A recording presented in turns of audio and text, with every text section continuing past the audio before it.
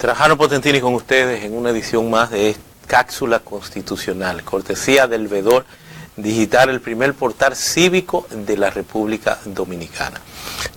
Quiero hablarles, como pueden ustedes verlo ahí en pantalla, además de la ilustración de un juicio de amparo. Por eso les voy a hablar de la acción constitucional de amparo. Lo primero que hay que decirle, que dentro del esquema, el desarrollo del denominado neoconstitucionalismo, la nueva tendencia del derecho constitucional,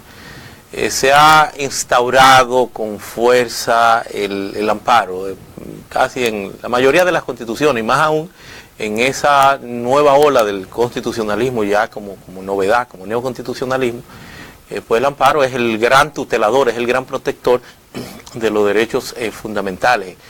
Tiene diversas denominaciones,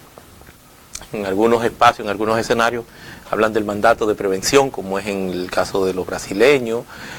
la tutela, el caso de los colombianos, amparo, pero en definitiva es amparo la denominación, el nombre. Y a México se le debe pues haberle dado, si se quiere, pues algún grado de desarrollo al amparo, de desarrollo, porque yo desde aquí pues puedo decirle que hay que reivindicar en términos históricos de que la República Dominicana, la isla de Santo Domingo, es precisamente la tierra de las primacías, la primera universidad, el primer hospital, la primera real audiencia, y de ahí entonces que, sobre todo con ese punto, las primacías son innúmeras, Montesinos, la parte de los sermón de Montesinos, los derechos humanos, el defensor del pueblo, bueno, todas las primacías, esta es la tierra de las primacías, y es comprensible porque es lo que se descubre, es lo primero en el Nuevo Mundo, 1492. Y la Real Audiencia entonces implica de que en términos históricos ya existían muchos vestigios, muchos indicios en esta isla que daban fundamento, le daban estructura a lo que hoy conocemos como el amparo, bajo diversas modalidades. Recurso de suplicación, recurso de injusticia notoria, es lo que hoy nosotros conocemos en términos reales como el amparo. Y si vamos a ver que la Real Audiencia nuestra pues data del 15 y 1515, apenas México 1527, y de aquí es de donde sale Hernán Cortés, que es quien llega a México en una iniciativa particular, ni siquiera con ese fundamento, esas encomiendas, ese tratamiento con la corona española, sino que lo hace imbuido de esa gran ambición y llega posteriormente. Entonces en México tuvo una Real Audiencia mucho después que nosotros. Pero no me voy a disluir en tantos detalles históricos, sino que quiero ir a la esencia, darle el enfoque didáctico al amparo. Lo que sí quiero, a título de justicia histórica, pues decir que Santo Domingo es la cuna del amparo. Y aun cuando apenas tengamos el amparo con esa vigencia, ese fundamento, en términos, si se quieren, muy recientes, data apenas del 2006, con la ley 47-06, aun cuando ya pues tenía un reconocimiento y una conexión por la vía de la vinculatoriedad que tiene pues la Convención Interamericana de los Derechos Humanos, donde sí estaba pues previsto en el artículo 25. Esta importante vía jurisdiccional de garantizar pues los derechos fundamentales, pero es ya a partir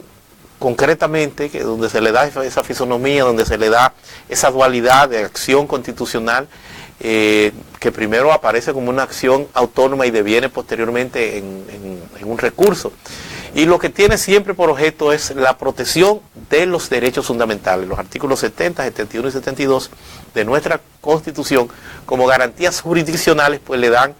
dentro del ámbito del derecho procesal constitucional, le dan esa categorización, le dan ese fundamento al amparo. El amparo habeas corpus para la libertad, el amparo informático o habeas data para los datos,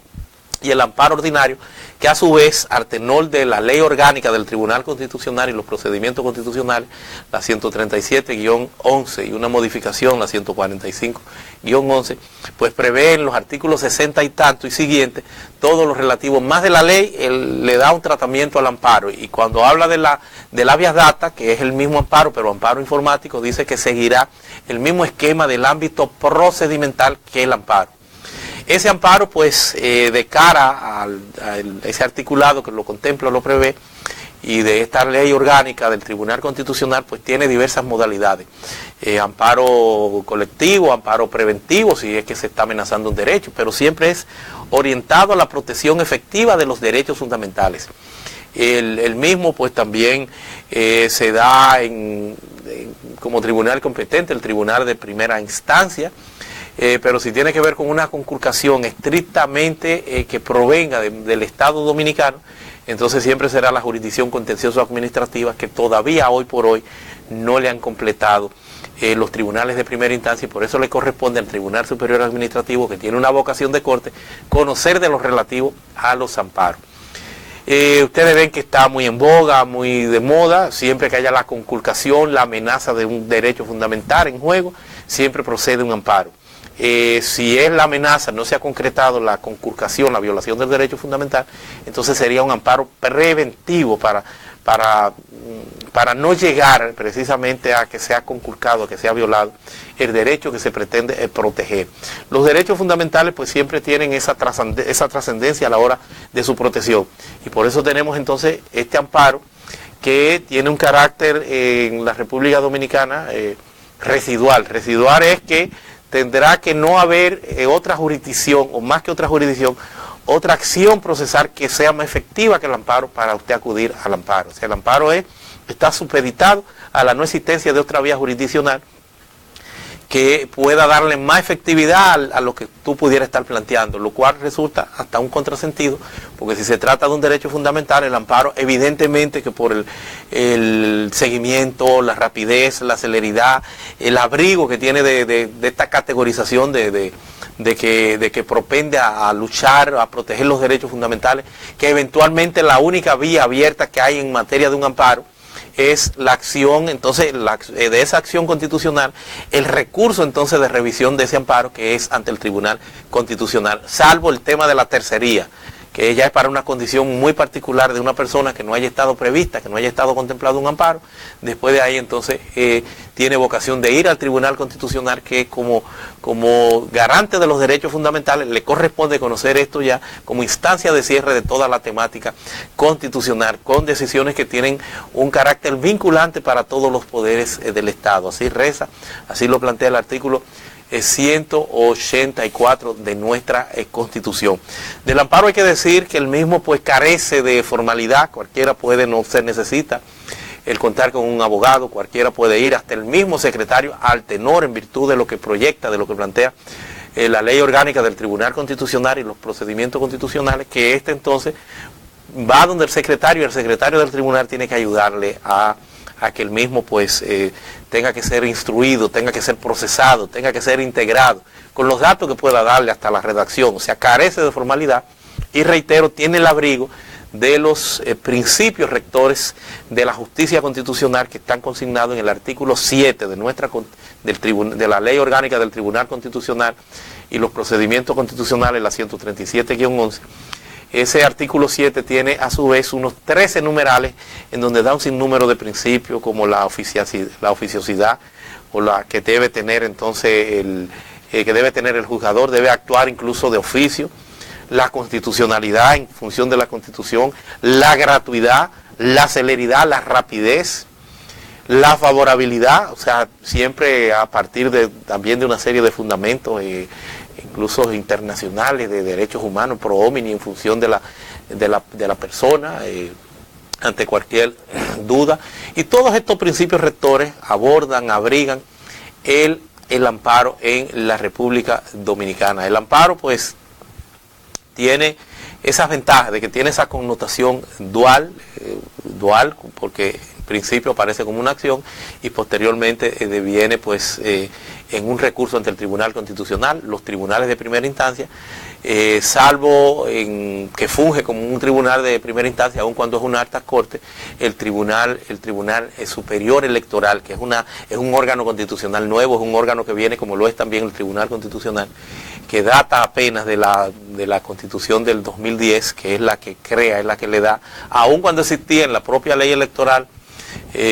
una división en Cámara y había sido una jurisdicción electoral de Junta Central Electoral, pero ya como altas cortes es la Constitución del 2010. Este se encarga entonces del amparo electoral. Ese amparo que tiene esa garantía, todo lo que sea un derecho en este caso fundamental, tiene una protección de amparo. Por ejemplo, vamos a ver ya en esta última parte,